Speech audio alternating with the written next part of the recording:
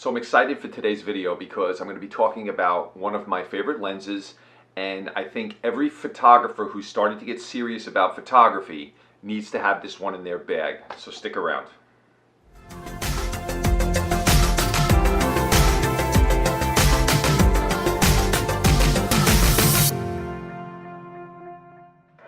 So while I'm going to be doing a review of my 70-200 lens that I use all of the time, I'm going to talk about how I came to this lens and the 70-200 millimeter focal length in general.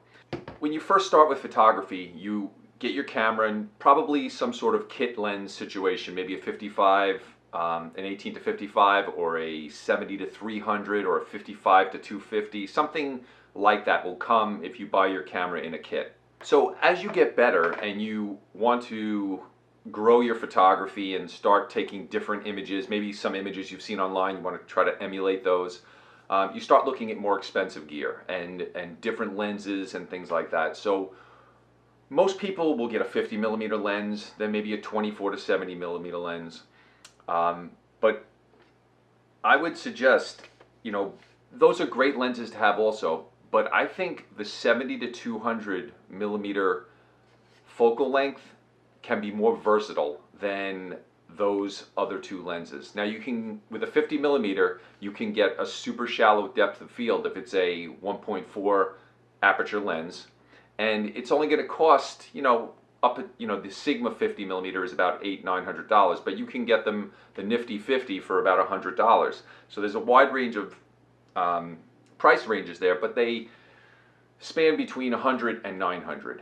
24-70mm lenses can be anywhere from $600 to $700 up to $2,500, with all different ranges in the middle. And it's a great versatile lens and something that most photographers have in their bag, some version of it. And if you have a 2.8 aperture, it's a great all-around walk-around lens that's going to give you the versatility to capture almost any situation.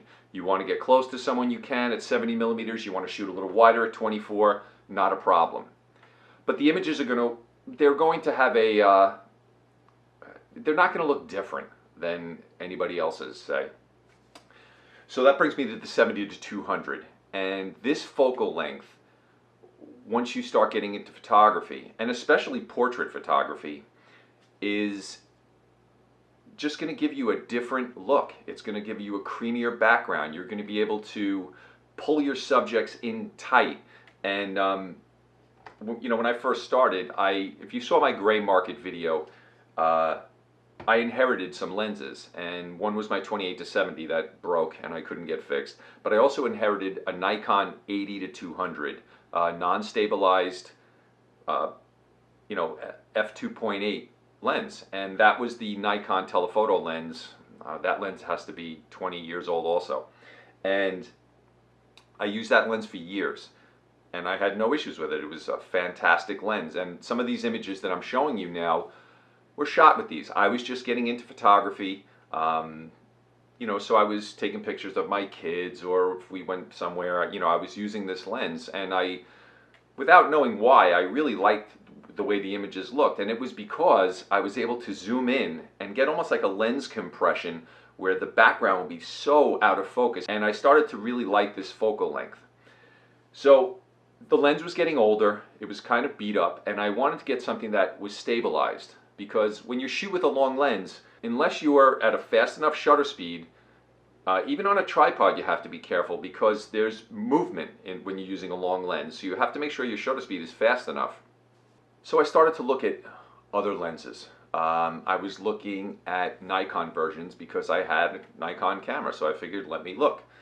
And there was, at the time, a 70-200 f4 lens, which was, at the time, I want to say about $1,100, maybe $1,200, something like that.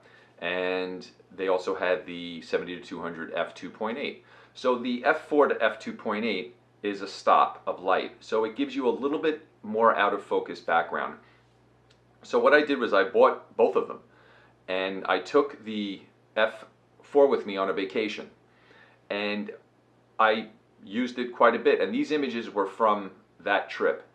And this lens, not only is it light, it was tack sharp. I mean, super duper sharp. And I really liked it. When I came home, I took a few images with the 2.8 version. And it's a bigger, heavier, more expensive lens. And I kept weighing it back and forth on my mind. Should I keep the f4? Should I keep the 2.8? And what I ended up doing is I returned both of them because I just wasn't sure, and I wanted to try other lenses. So I actually bought the Tamron lens that I'm holding here.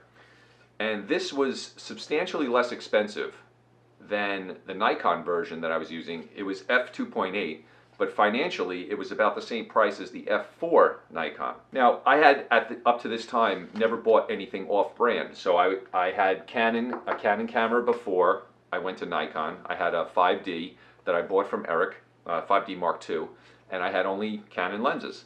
And when I got my Nikon, I had only Nikon lenses. So I thought it was maybe something I shouldn't do, get a off-market lens. I didn't know anything about it.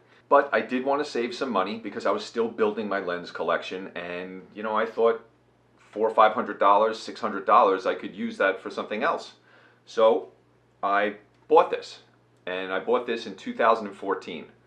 And this lens has never once given me any issues. I've used it in any imaginable situation you can think of. I've shot sports with it. I've shot sports professionally. This is the Harlem Wizards. I did some shooting for them. Just my children's own sporting events. Then when I was doing portrait photography, I literally, every single portrait session I did, I only used this lens. This is a fantastic portrait lens. I just can't say enough about it. It's stabilized. The stabilization works wonderfully, and so did the Nikons. I had no issues with those either. So this isn't like, you know, this is better than Nikon. I would say they're equal. I couldn't tell a difference. So I said to myself, well, let me save the money. And now, after having the lens for 4 years without any issue, and as you saw in my other Tamron 24-70 video, I've been using that one now for about 6 months, and I love that lens.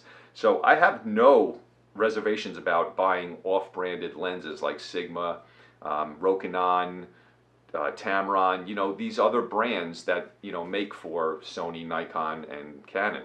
As you can see in this set of images, you can get a bunch of different looks with this lens. It's wide enough where you can still get a wide shot if you're far enough back, but when you're shooting, you can get in super tight and everything is, you know, tack sharp. And the images, to me, are different than shooting with a 24-70, a normal lens. So I really like the results that I get with this lens. I'm going to put links to all of these 70-200s in the comments so you can read and see what you think. Now, this is the older version of this. Tamron has since come out with a newer version. I would definitely not hesitate. If you can find one of these used, you know, for a good value, definitely pick it up. It's really just a wonderful lens. You know, when I was putting this together, I was going through images, you know, to put in the video here, and I didn't realize how much I use this lens everywhere. You know, cruises, in Disney, this lens is always with me. The one thing I will say about this lens is it's heavy and it's big. It's a good size lens. I mean, this is not something you're gonna walk around hanging off your hip and it's nice and small. But in certain situations, you know, you're just not gonna get the same look. And if you saw Eric's video, I'll put a link to it here, on the 135 lens, it's on the same lines as that. That gives an even more unique image than this will. I just love the versatility of this.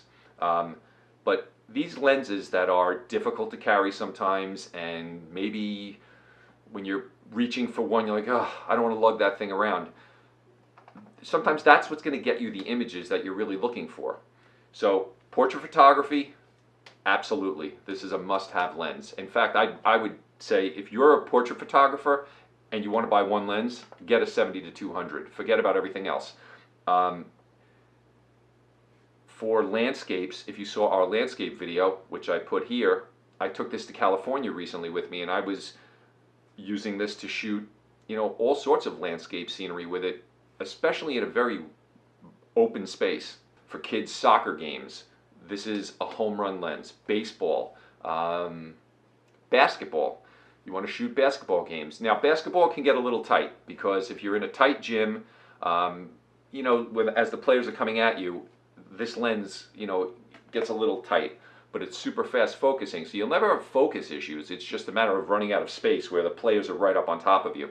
But you know, if you're in a gym that's big enough or a facility that's big enough, this is excellent for that. Ice hockey, fantastic. You want to go to a concert or that type of event, this is also a great lens as long as you can get in. Sometimes, you know, the venues have different rules, but if you're shooting concerts, I think this is one you want to have with you also. So I hope this helps you out a little bit. If you have any questions, please ask them in the comments. I'll be happy to answer them for you. Give the video a thumbs up. It really helps us out. Click the little notification bell if you'd like to find out every time we upload a new video. And please subscribe to the channel if you want more videos like this. Okay, see you in the next one.